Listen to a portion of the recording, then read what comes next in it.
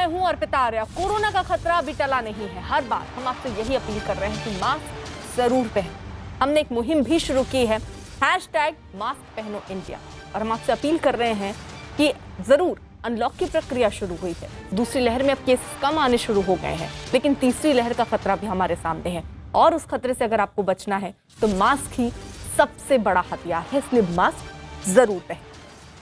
UP के गाजियाबाद में जबरन धर्म परिवर्तन करवाने के आरोप में पकड़े गए उमर गौतम का अब एक पुराना वीडियो सामने आया, जिसमें उसने ये कबूल किया कि उसने 1000 से ज्यादा लोगों के धर्म परिवर्तन से जुड़े दस्तावेज खुद जारी किए हैं। न्यूज 18 के अजीत सिंह की खबर है कि ये वीडियो दिल्ली के जामिया में मौजूद इस्लामिक दावा सेंटर का है, जहां से उमर गौतम ने धर्म परिवर्तन से जुड़े दस्तावेज जारी किए थे। वीडियो में उमर गौतम ने इस बात को कबूल भी किया कि इस सेंटर से हर महीने 15 से ज्यादा लोगों के धर्म परिवर्तन के दस्तावेज जारी किए जाते हैं। वीडियो में उमर गौतम ने यह भी कबूल किया कि इस्लामिक दावा सेंटर के जरिए इंग्लैंड, सिंगापुर, पोलैंड में धर्म परिवर्तन का काम होता है। मैंने कभी तसव्वुर नहीं किया था, लेकिन अल्हम्दुलिल्लाह उस यूनिवर्सिटी में अल्लाह ने ये तौफीक दी, और फिर मैंने अपने दोस्तों को दावत दी, तो उसी यूनिवर्सिटी में अल्हम्दुलिल्लाह 7 लोगों ने इस्लाम की गवाही दी। उनमें से एक हमारा दोस्त था, गोरखपुर का रहने वाला, यादव घराने का। उसने कहा कि जब गौतम साहब उमर साहब हो गए हैं तो मैं भी इस्लाम ले आता हूँ। इतनी उसको मोहब्बत थी, उसका नाम मैंने मोहम्मद उस्मान रखा। और वो दौर है और आज का दौर है। मैंने ये नियत की और इरादा किया कि इस दीन के पैगाम को, इस कुरान और सुन्नत की तालीम को वहाँ तक पहुँचाना है जहाँ तक अल्लाह तबारक तआला की तौफीक हासिल होगी। और अल्लाह का फजल है कि मैंने जो सोचा नहीं था, कभी मेरे घर वालों ने भी नहीं सोचा था कि कहाँ कहाँ अल्लाह ने पहुँचा दिया। मैंने इंग्लैंड 18 मरतबा इंग्लैंड जाना हुआ, 4 मरतबा यूनाइटेड स्टेट्स ऑफ अमेरिका जाना हुआ, और अफ्रीका और बहुत सारे ममालिक में अल्लाह ने पहुंचा दिया। मैंने उसका तसव्वुर नहीं किया था। अल्हम्दुलिल्लाह इस सेंटर में 1000 से ज़्यादा लोगों के लीगल डॉक्यूमेंटेशन की फॉर्मेलिटीज़ पूरी की गई हैं। पोलैंड से, पुर्तगाल से, जर्मनी से, सिंगापुर से, अमेरिका से, इंग्लैंड से, कितने ममालिक से लोग आकर के उन्होंने वहाँ से अपना लीगल असिस्टेंस भी लिया। उनकी मैरिजेस के भी मामलात हुए, कोर्ट मैरिज के भी मामलात हुए, और अल्हम्दुलिल्लाह ये एक सिलसिला चल रहा है। 2 सहयोगी इस वक्त साथ हैं। अजीत सिंह हमारे सहयोगी इस वक्त लखनऊ से मौजूद हैं, और यतेंद्र शर्मा दिल्ली से इस वक्त हमारे सहयोगी मौजूद हैं। अजीत का पहले रुख करते हुए, अजीत, ये जो वीडियो सामने आया है इसके बारे में क्या जानकारी मिल रही है? कब का ये वीडियो है, और इस वीडियो में जो दावा कर रहा है उसमें कितनी सच्चाई? देखिए, बिल्कुल अर्पिता, ये वीडियो बहुत ज़्यादा पुराना नहीं है, 2 से 3 महीने पुराना ये बताया जा रहा है। और ये कहा जा रहा है उत्तर प्रदेश सरकार की और उत्तर प्रदेश की पुलिस की तरफ से कि ये वीडियो इस बात के पुख्ता सबूत हैं जो ATS के पास है, जिसमें उसने यूपी और देश ही नहीं बल्कि दुनिया के दर्जन भर देशों की यात्रा की और बहुत सारे लोगों का धर्म परिवर्तन कराया। उसमें प्रलोभन भी शामिल है, उसमें दबाव भी यानी फोर्सली भी शामिल है। तो अब डिप्टी सीएम केशव प्रसाद मौर्य ने भी कहा कि उसके वीडियो की जांच होगी, विदेशी फंडिंग की जांच होगी, हम किसी को छोड़ने वाले नहीं हैं। और यूपी ATS की अभी भी 2 विंग काम कर रहे हैं कि आखिर इसके पीछे कौन से बड़े नेक्सस है, क्योंकि ये कहानी शुरू हुई थी डासना के मंदिर से, पहुंच गई है 1000 से अधिक लोगों के धर्मांतरण की।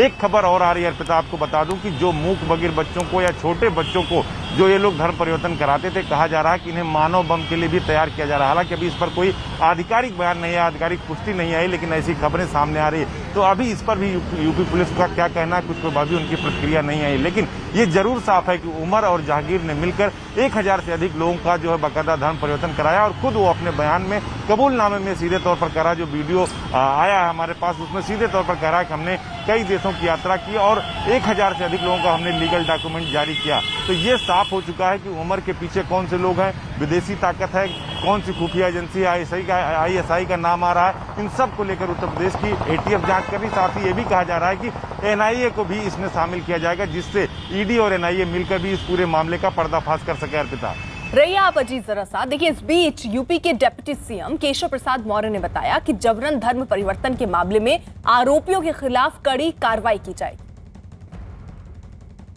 कार्रवाई बहुत कठोरता से हो रही है, और इस प्रकार की चीज़ें उत्तर प्रदेश और देश कहीं पर भी बर्दाश्त किए जाने योग्य नहीं है। और यह लालच दे करके, डर दिखा करके अगर कोई इस प्रकार का कुकृत्य किया है तो उसकी पूरी जांच की जा रही है, और जांच के अंतर्गत जो भी दोषी पाए जाएंगे उनके खिलाफ कठोर से कठोर कानूनी कार्रवाई होगी, और इस प्रकार की कोई भी घटना अगर कोई उत्तर प्रदेश में करके ये समझता है बच जाएगा तो वो संभव नहीं। अजीत, जो जांच चल रही है उसमें अभी तक क्या क्या सामने आया है? विदेशी फंडिंग की जो बातें आ रही थी, क्या वो तस्वीर अभी क्लियर है और किस तरीके से ये नेटवर्क जो है वो काम कर रहा था? देखिए बिल्कुल अर्पिता, एक लेटर का जिक्र करूंगा जिसे यूपी एटीएफ ने लखनऊ के मुख्य न्यायिक मजिस्ट्रेट के यहाँ दिया था, यानी अपनी अर्जी दी थी और अर्जी में इस बात का जिक्र किया था कि विदेशी फंडिंग, पाकिस्तानी खुफिया एजेंसी, बड़े मामले का जिक्र करते हुए रिमांड की अर्जी दी थी कि कैसे उमर को रिमांड पे लेंगे तो हमें क्या क्या करना है। उस चिट्ठी में इस बार का यानी उस जो एप्लीकेशन दी गई थी मुख्य न्यायिक मजिस्ट्रेट को, उस रिमांड पत्र में ये साफ तौर पर लिखा है विदेशी फंडिंग से लेकर जो विदेशी एजेंसियां हैं, आईएसआई का नाम, उसका भी जिक्र किया गया है कि लिहाजा बड़ा मामला है, लिहाजा हमें रिमांड पर दी जाए। तो उस अर्जी से, एटीएस की अर्जी से कम इस बात का तो खुलासा होता है कि इसमें विदेशी फंडिंग और विदेशी एजेंसियों का नाम सामने आया है, जिसको एटीएफ ने मुख्य न्यायिक मजिस्ट्रेट की अदालत में प्रार्थना पत्र देकर रिमांड मांगी थी उमर और जहांगीर की।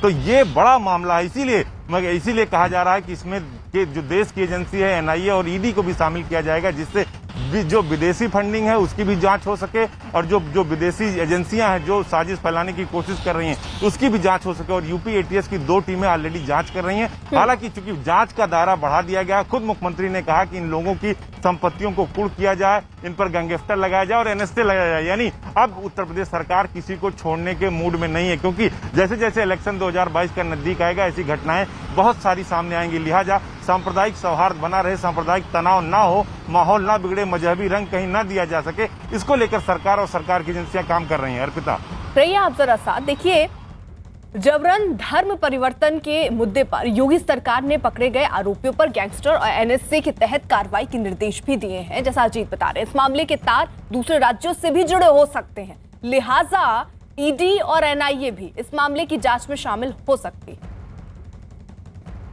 उत्तर प्रदेश पुलिस के द्वारा जो धर्मांतरण का एक रैकेट का पर्दाफाश किया गया था, उसके क्रम में हम लोग उन 2 व्यक्तियों की पुलिस कस्टडी रिमांड के लिए हमने अप्लाई कर दिया है और इसके अतिरिक्त शासन से इन व्यक्तियों के खिलाफ तथा इस पूरे गैंग में इन्वॉल्व सभी व्यक्तियों के खिलाफ कड़ी से कड़ी कार्रवाई करने के निर्देश प्राप्त हुए हैं। इसके अंतर्गत जो अवैध रूप से अर्जित की गई संपत्ति है उसको गैंगस्टर के तहत कुर्क करने का तथा जो राष्ट्रीय सुरक्षा अधिनियम के तहत भी अगर अपराध बनता है तो उसमें भी स्थानीय प्रशासन इसमें डिसीजन लेगा।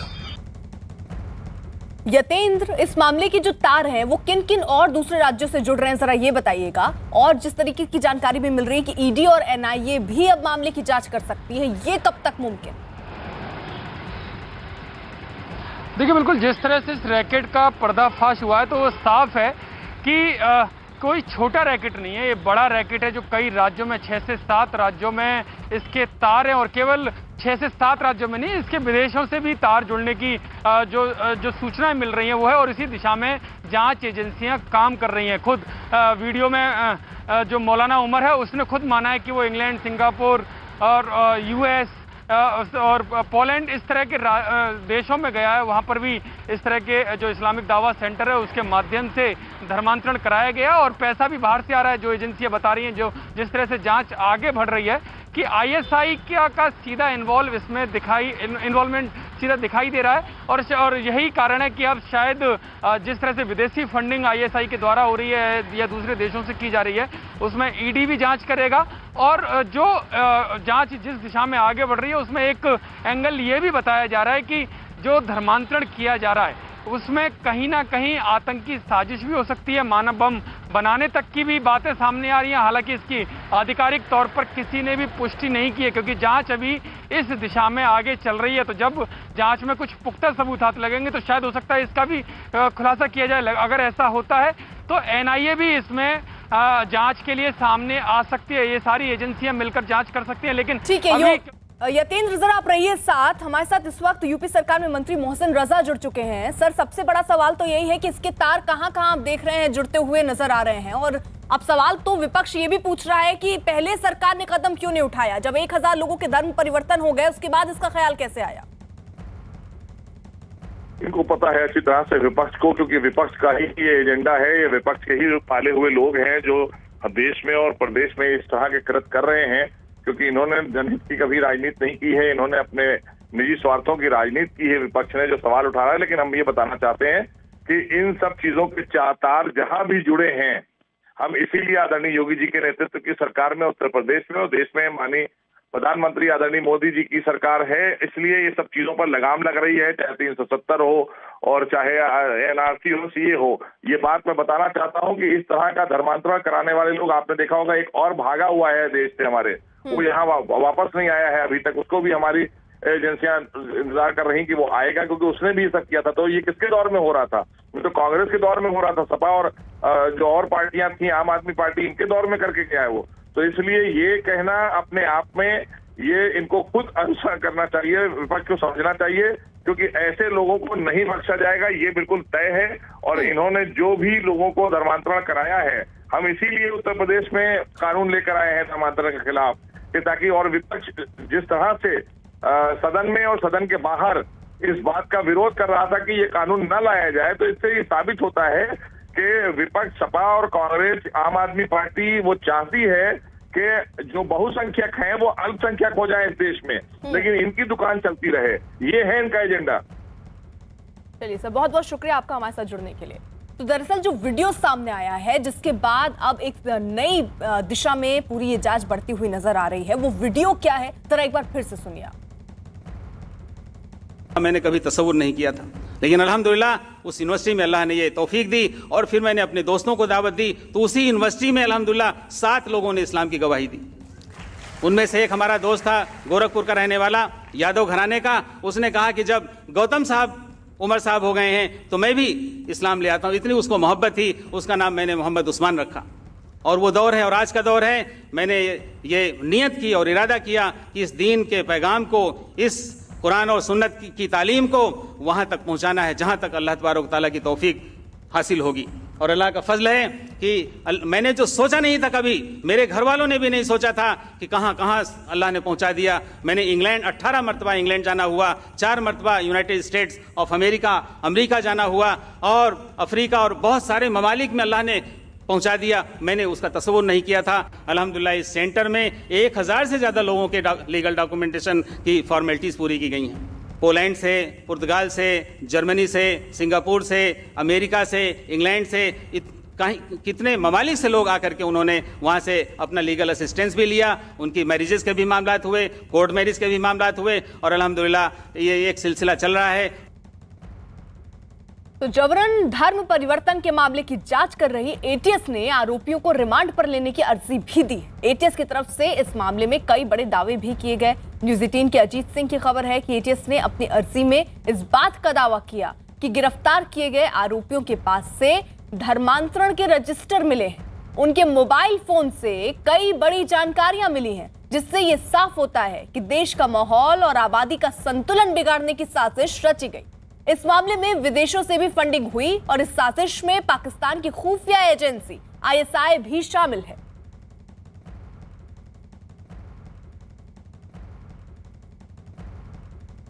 यतेंद्र हमारे साथ मौजूद हैं। और यतेंद्र, देखिए अब ये कनेक्शन जो हैं वो विदेशी फंडिंग के भी दिख रहे हैं, आईएसआई के भी दिख रहे हैं।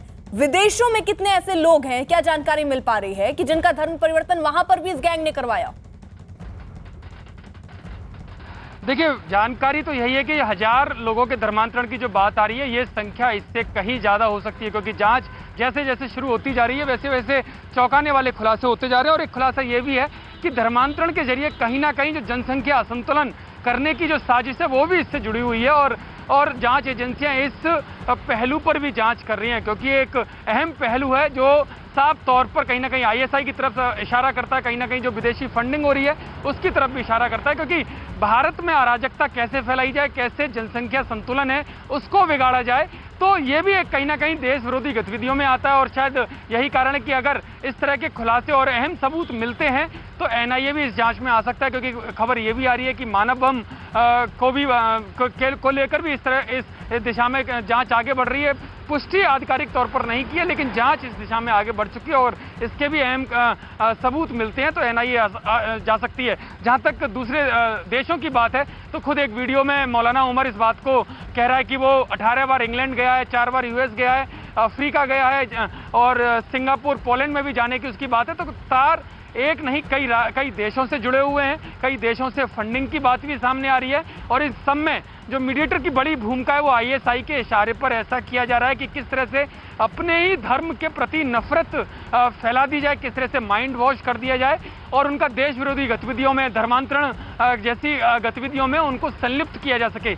यानी कहीं जब पूरा जो नेटवर्क है, ये केवल अभी 2 लोग गिरफ्तार हुए हैं, लेकिन अगर सही गहराई से इसकी जांच होती है तो एक बड़ा नेटवर्क पूरे देश में और देश ही नहीं विदेशों में भी इसके तार जुड़ते हुए दिखाई दे रहे हैं। जी रहिए जरा यतेंद्र अब साथ। वहीं देखिए इस बीच जबरन धर्म परिवर्तन मामले में कांग्रेस नेता प्रमोद तिवारी ने क्या कहा वो भी जरा सुनवा दें।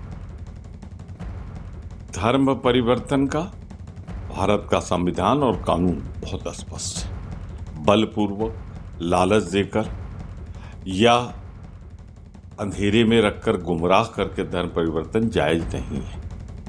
कानून साफ है और अगर किसी ने ऐसा किया तो उसके खिलाफ कानून के अनुसार कठोरतम कार्रवाई होनी चाहिए और कठोरतम कार्रवाई तो उत्तर प्रदेश सरकार के खिलाफ भी होना चाहिए।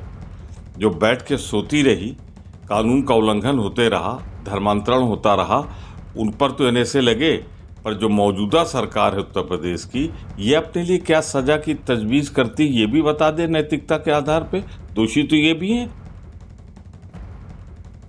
वहीं केंद्रीय मंत्री मुख्तार अब्बास नकवी ने साफ किया कि जबरन धर्म परिवर्तन करवाना संविधान के खिलाफ है और जो लोग इससे जुड़े हैं उन पर कार्रवाई होगी। देखिए, ये जो जबरदस्ती धर्मांतरण है वो न संविधान उसको इजाज़त देता है, न सरकार इजाज़त देती है, न समाज इजाज़त देता है। और ये ज़बरदस्ती धर्मांतरण संविधान के भी खिलाफ है, सरकार बिल्कुल उसके खिलाफ है और समाज भी उसके खिलाफ है।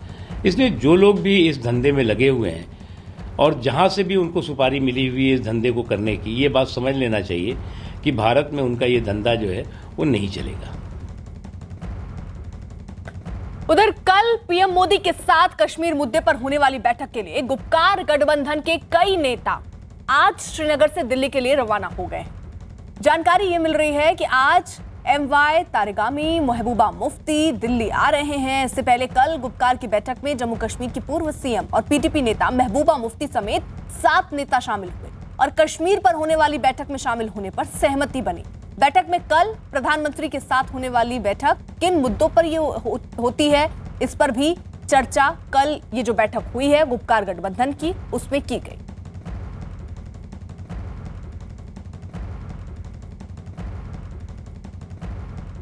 तो जो जानकारी मिल रही है कि कल ये महत्वपूर्ण मुलाकात प्रधानमंत्री नरेंद्र मोदी से होनी है। 14 लोगों को इस पर देखिए न्योता दिया गया था। कांग्रेस के भी 3 नेता पहुंच रहे हैं इस अहम बैठक में जो कल ही प्रधानमंत्री नरेंद्र मोदी करने वाले हैं। और इसको लेकर जो जानकारी मिल रही है कि इस बैठक के लिए गुपकार गठबंधन के कई नेता आज श्रीनगर से दिल्ली के लिए रवाना हो रहे हैं।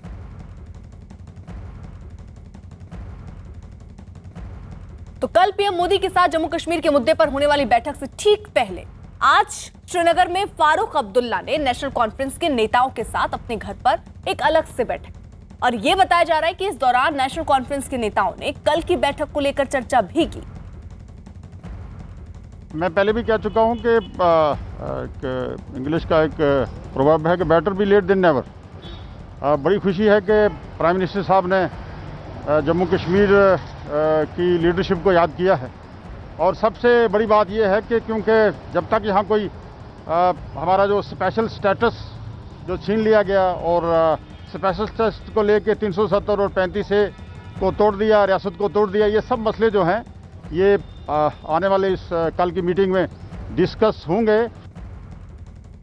रिफत अब्दुल्ला हमारे साथ सहयोगी इस वक्त जुड़ चुके हैं, साथ ही साथ विक्रांत हमारे साथ सहयोगी मौजूद है। जल्दी से पहले रिफत का रुख कर लेते हैं। रिफत, देखिए कल तो ये महत्वपूर्ण बैठक गुपकार गठबंधन के बीच में हुई, अब फारूक अब्दुल्ला अलग से अपने घर पर ये बैठक कर रहे हैं, इसके क्या मायने, कौन कौन लोग उस बैठक में पहुंचे, फारूक अब्दुल्ला कब रवाना हो रहे हैं दिल्ली के लिए? देखिए, जहां तक मीटिंग की बात है, जम्मू के लीडर्स के साथ मीटिंग हुई। आपको मालूम है कि कश्मीर सूबे की लीडरशिप अलग है, जम्मू सूबे की लीडरशिप अलग है, और इन्होंने जो है कोशिश की होगी डॉक्टर फारूक अब्दुल्ला की, ये रही होगी कि सबको ऑन बोर्ड लिया जाए। यानी कि कश्मीर की लीडरशिप क्या चाहती है, नेशनल कॉन्फ्रेंस की जम्मू की क्या चाहती है। जिस तरीके से अभी एक लीडर बता रहे थे कि 370 और 35 ये जो है ये छीना गया, उसका मतलब ये है कि ये चाहते हैं कि वो स्टेटस जो है वापस दिया जाए। गुपकार गठबंधन जो है उनकी सभी पार्टियां यही कह रही है कि 370 और 35 वापस दिया जाए, और जो पुराना सेटअप था जम्मू कश्मीर का, स्पेशल स्टेटस था, उसको छीना गया है और उसको वापस दिया जाए। तो यही मसला है कि कल जिस तरीके से वाज़ह किया गुपकार गठबंधन ने कि उनका स्टैंड क्या है, उनका एजेंडा क्या है जो वो प्राइम मिनिस्टर के सामने रखने जा रहे हैं। लेकिन सवाल ये है कि क्या प्राइम मिनिस्टर की तरफ से पहले ही एजेंडा सेट किया गया है, क्या उसके बाहर बात की जाएगी? क्या इन लीडरों को, जिसमें 4 पूर्व जो है मुख्यमंत्री भी हैं, जिसमें गुलाम नबी आज़ाद होंगे, महबूबा मुफ्ती होंगी, फारूक अब्दुल्ला होंगे, और भी डिप्टी चीफ मिनिस्टर्स होंगे 4,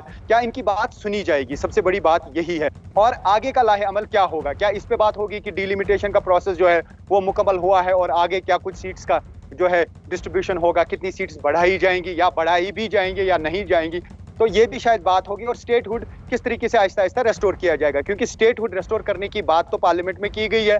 जो होम मिनिस्टर हैं, जब उन्होंने स्पीच दी, जब एब्रोगेशन ऑफ आर्टिकल 370 और 35A हो गया, उसी वक्त उन्होंने कहा कि फिलहाल जो है वहां पे यूटी बना दिया जाएगा, 2 यूटीज बना दी जाएंगी, उसमें कोई असेंबली होगी नहीं लद्दाख वाली यूटी में, लेकिन जम्मू कश्मीर में असेंबली होगी। लेकिन साथ ही स्टेटहुड तब रेस्टोर किया जाएगा जब उस तरीके के हालात बनेंगे। क्या इस तरीके के अब हालात हैं कि स्टेटहुड को रेस्टोर किया जाएगा या इनको इशारा दिया जाएगा? आम बात तो यही समझी जा रही है कि पार्लियामेंट में ही स्टेटहुड को रेस्टोर करने के लिए हो सकता है एक बिल लाया जाए और उसमें स्टेटहुड रेस्टोर किया जाए।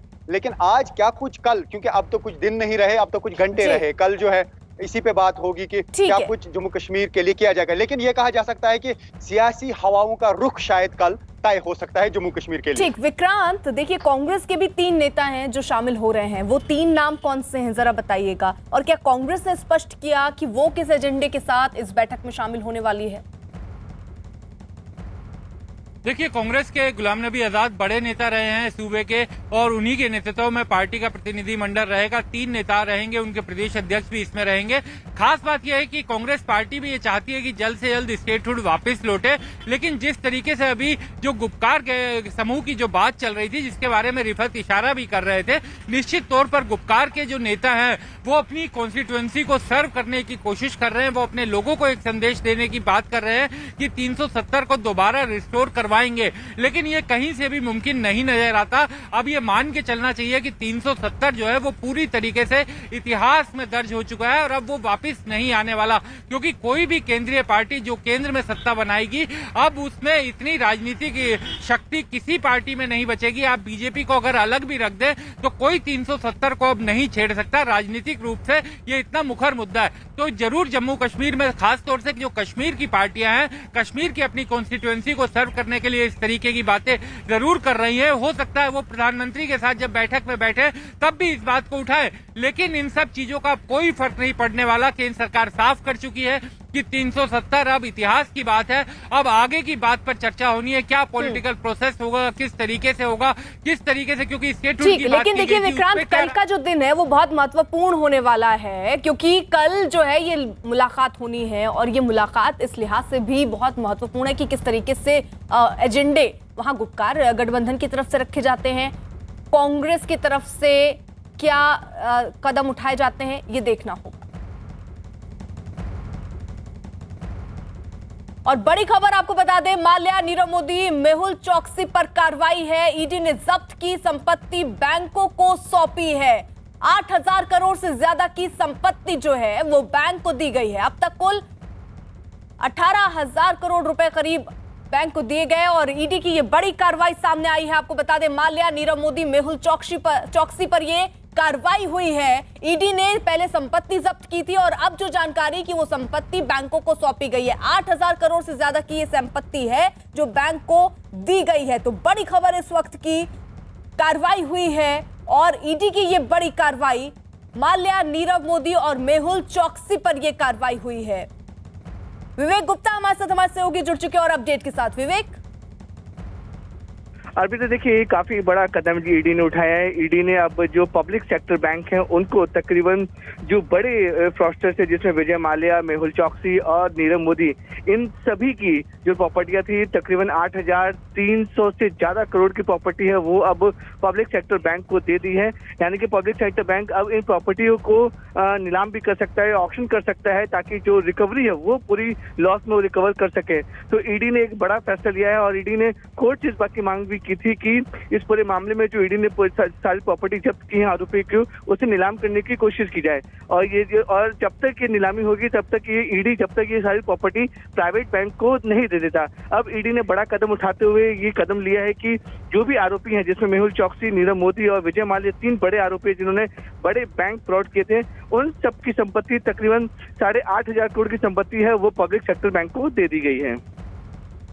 विवेक, यानी ईडी जो है वो अब कार्रवाई के मूड में दिख रही है। आगे इस पर और क्या हो सकता है, क्योंकि संपत्ति तो जब्त हो गई, लगातार वो कदम उठाए जा रहे हैं ताकि शिकंजा और कसा जाए, और किस तरीके की प्लानिंग आगे? देखिए इस पूरे मामले में अर्पिता बताना चाहेंगे कि जो पीएनबी बैंक घोटाला था तकरीबन 13,500 करोड़ का, इस पूरे मामले में नीरव मोदी और मेहुल चौकसी मुख्य आरोपी थे। दोनों भारत छोड़कर फरार हो चुके हैं। जो दूसरा फ्रॉड था उसमें विजय माल्या आरोपी थे, वो भी भारत छोड़कर फरार हो चुके हैं। तो उनकी जो करोड़ों की संपत्ति थी वो ईडी ने इस पूरे मामले में जब्त की थी। अब जो संपत्ति जो बैंक रिकवर करने का जो प्रोसेस होता है, ईडी ने कोर्ट से मांग की थी कि वो सारी संपत्ति प्राइवेट सेक्टर बैंक को देना चाहते हैं ताकि प्राइवेट सेक्टर बैंक के जो नुकसान हुआ है उसकी वो भरपाई कर सके। यही वजह है कि ईडी ने इस पूरे मामले में तकरीबन 8,333 करोड़ की जो प्रॉपर्टी है वो पब्लिक सेक्टर बैंक को दे दी है, ताकि जो पब्लिक सेक्टर बैंक है जिन जिन को जो नुकसान हुआ है उसकी वो भरपाई कर पाए। अर्पिता, शुक्रिया विवेक। उधर बिहार के दरभंगा रेलवे स्टेशन पर हुए धमाके की जांच में बड़ी खबर आ रही है। न्यूज़ 18 के चंद्रमोहन कुमार की खबर कि धमाके में शक की सुई पाकिस्तान की खुफिया एजेंसी ISI की ओर जा रही है। जिस पार्सल में धमाका हुआ था उसमें दिया गया नंबर यूपी के शामली के रहने वाले शख्स के नाम पर लिया गया है, जिसके बाद यूपी ATS भी मामले की जांच में शामिल हो गई। इस सिम कार्ड के रिकॉर्ड से पता चला कि इस मोबाइल नंबर से कई बार विदेश भी बात हुई। ऐसे में जांच का जिम्मा जो है वो NIA को सौंपा जा सकता है। दरभंगा रेलवे स्टेशन पर 17 जून को सिकंदराबाद से भेजे गए एक पार्सल में धमाका हुआ था।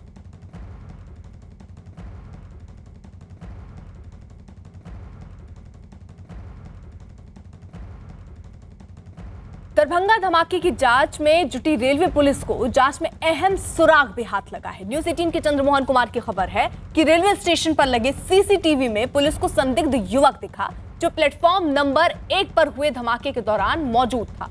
यही नहीं, संदिग्ध ने धमाके के बाद करीब 10 मिनट तक मोबाइल फोन पर बात भी की।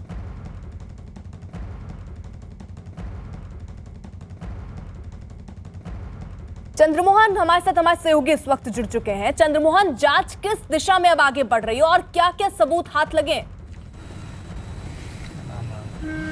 बिल्कुल, देखिए जांच जैसे जैसे आगे बढ़ रही है परत दर परत खुलासे हो रहे हैं और इस पूरे मामले की जांच अब ATS भी कर रही है और GRP भी कर रही है। GRP इसलिए कर रही है क्योंकि रेलवे स्टेशन पर धमाका हुआ है और ऐसे में GRP को एक अहम सुराग हाथ लगा है, जिसमें जिस दिन यह धमाका हुआ उस समय एक शख्स कुर्ता पैजामा और टोपी पहना हुआ है, मास्क पहना हुआ है, वो वहाँ पर प्लेटफॉर्म नंबर 1 पर दरभंगा में दिखाई दे रहा है और जहाँ पर धमाका हुआ है उसके आसपास वो घूमते हुए नजर आ रहा है। जैसे धमाके की बात सामने आई उसके बाद उस धमाके के स्थल पर जाकर देखता है, फिर वापस लौटता है और 10 मिनट तक सीढ़ी पर बैठकर एक शख्स से वो बात कर रहा है। और ऐसे में जैसे ही इस जांच की आगे धीरे धीरे आगे बढ़ी तो GRP को कई अहम सुराग मिले हैं, जिसके बाद उसके फ़ोन नंबर को भी ट्रेस किया गया है और लगातार इस पूरे मामले की जांच भी चल रही है। वहीं ATS जो है वो लगातार जो हैदराबाद की ATS है उसके संपर्क में है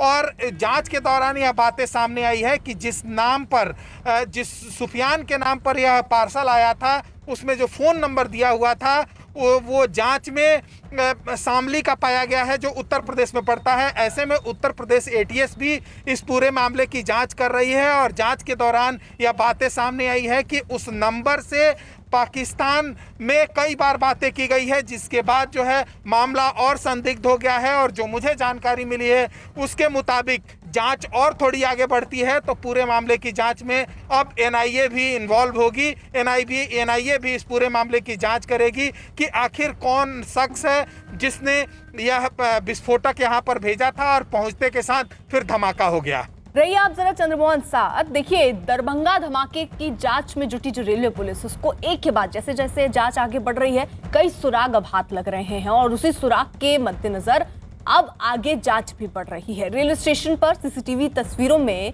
पुलिस को एक संदिग्ध युवक दिखा है जो प्लेटफॉर्म नंबर 1 पर खड़ा था और धमाके के दौरान वो वहीं मौजूद था।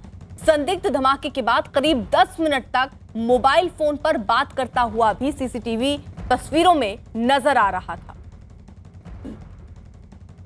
चंद्रमोहन हमारे साथ लगातार मौजूद हैं। चंद्रमोहन, सीसीटीवी में जो शख्स नजर आ रहा है उसके बारे में कोई जानकारी मिल रही है? क्या वही वो शख्स था जो पार्सल लेकर आया या उसने रखा? वो कौन शख्स था और कहां बात कर रहा था? कुछ खुलासा अभी तक?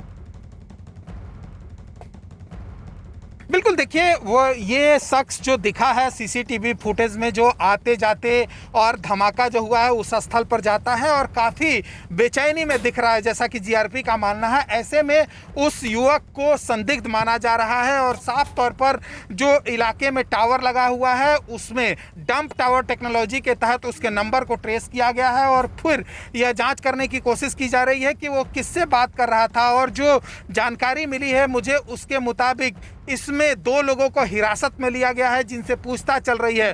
तो वहीं जहां से यह सिकंदराबाद से जिस स्टेशन से यह पार्सल बुक किया गया था वहां भी 4 लोग संदिग्ध दिखे हैं जो एक कार पर इस पार्सल को लेकर आए थे, फिर वहां से बुक किए थे। तो यह तीनों ATS, Bihar ATS, Secunderabad ATS और साथ ही यूपी एटीएस पूरे मामले की जांच कर रही है और माना जा रहा है कि जल्द ही इस पूरे मामले का खुलासा हो जाएगा कि कौन शख्स है जिसने ये पार्सल। कि धमाके की जांच एनआईए को भी सौंपी जा सकती है? बिल्कुल, देखिए जो मुझे जानकारी मिली है उसके मुताबिक साफ तौर पर यह पूरा मामला संदिग्ध दिख रहा है और इस धमाके के बाद से जैसे ही एटीएस और फोरेंसिक पूरे मामले की जांच की उसके बाद से माना जा रहा था कि जैसे जैसे जांच आगे बढ़ेगा परत दर परत खुलासे होंगे और वो साफ तौर पर दिखाई भी दे रहा है। ऐसे में जो मुझे जानकारी मिली है उसके मुताबिक इस पूरे मामले की जाँच एनआईए भी कर सकती है क्योंकि यह मामला अब बड़ा होते दिख रहा है। और जब धमाका हुआ था उस समय हल्के तौर पर लिया गया था, लेकिन कहीं ना कहीं यह प्रशासन को और जो पुलिस है उसको यह लगा था कि आखिर इस तरह से पार्सल में विस्फोटक क्यों भेजा गया। और ऐसे में जब इसकी जांच आगे बढ़ी तो अब एक के बाद एक खुलासे हो रहे हैं जिसमें इसका तार तेलंगाना से जुड़ते हुए दिख रहा है, यूपी के शामली से जुड़ते हुए दिख रहा है और सीधे तौर पर जो एटीएस है वो भी एक एक चीज खंगालते हुए आगे बढ़ रही है। तो ऐसे में जो मुझे जानकारी मिली है उसके मुताबिक इस पूरे मामले की जांच आगे एनआईए भी कर रही है क्योंकि इसका जांच का दायरा जो है वो धीरे धीरे अब बढ़ते जा रहा है।